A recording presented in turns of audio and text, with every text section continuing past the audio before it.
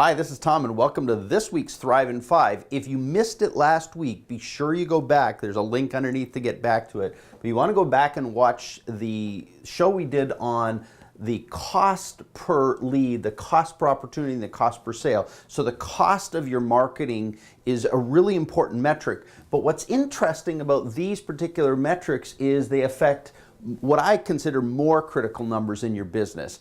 And yet, those ones are really important to learn and start to recognize and see how much it costs you to get things to happen. But once you've got those have to fall within the context of these other important numbers. And there's two really important numbers that you have to know in your business, or at least you have to get to a point where they're solid for you so that you can understand how to best use these costs up above. And these two are, the first one is lifetime value of your average customer. And the lifetime value is how much does your average customer give you over the lifetime of their relationship with you. And I know I hear you say, well, you know, some people are little, some people are big. But what I'm really looking for is if you take everyone across the board, you take the average number of clients you have, you take your average gross revenue, and you start to figure it out over the lifetime of a customer, you come up with what you call the lifetime value. And when you know your lifetime value, what you begin to see is the sheer magnitude of the money clients spend with you or customers spend with you. If you have just a one-off kind of service, what you've got to do is go back to a show we did earlier about different ways to make more money from your clients. But your goal is to raise the lifetime value of your customer. Now, once you know that lifetime value, what you then begin to understand is how important and how valuable they are to you. So then you can move over and start to think about, well, what am I willing to spend in order to get that customer?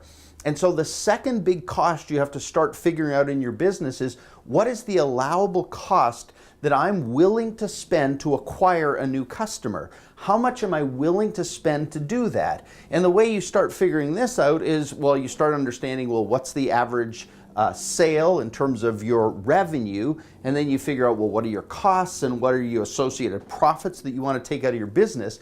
And then you get to a place where you start going, okay, how much am I willing to spend to acquire this kind of value?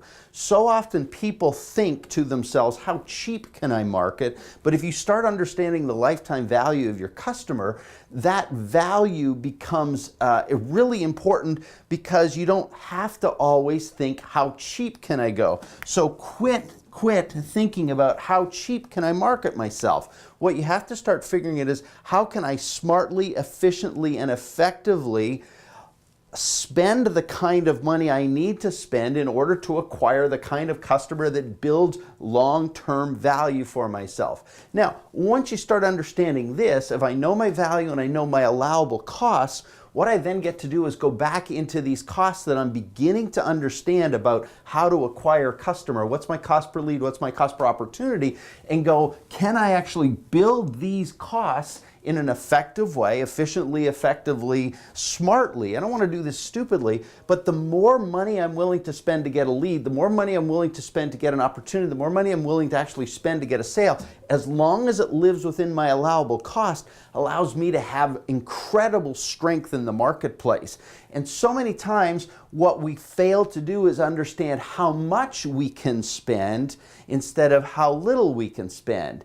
Don't go this way, go understand how much you can spend, and as a result of that, you're going to change the way you start to market yourself.